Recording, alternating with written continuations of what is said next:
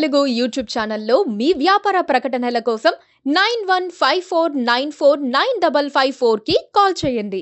రైతు రుణమాఫీ చేశామని కాంగ్రెస్ ప్రభుత్వం చాలా ఉత్సాహంగా ఉన్న తరుణంలో సీఎం రేవంత్ రెడ్డికి BRS working president KTR Twitter వేదికగా కౌంటర్ ఇచ్చారు.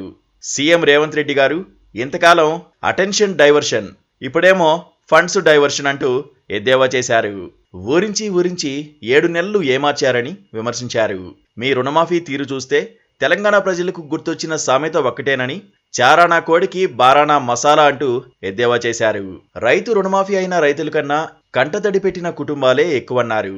ప్రభుత్వం రూపొందించిన మార్గదర్శకాలు రైతు మాఫీ పథకానికి మరణ శాసనాలయ్యాయని కేటీఆర్ పేర్కొన్నారు. అన్ని విధాలా అర్హత ఉన్నా కూడా ఎందుకు రుణమాఫీ కాలేదో చెప్పేటోడు లేడన్నారు. రైతులు గోడు చెప్పుకుందామంటే వినేటోడు లేడని కేటీఆర్ అన్నారు.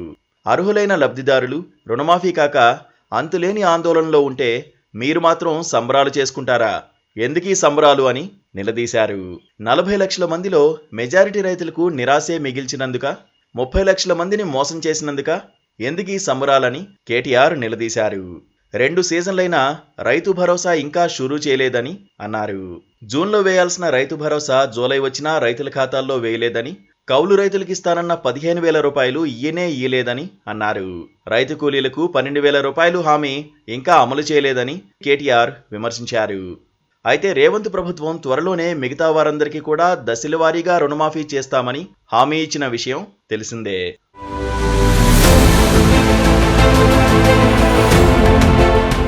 Please subscribe to KTV Telugu. KTV Telugu KTV Telugu channel.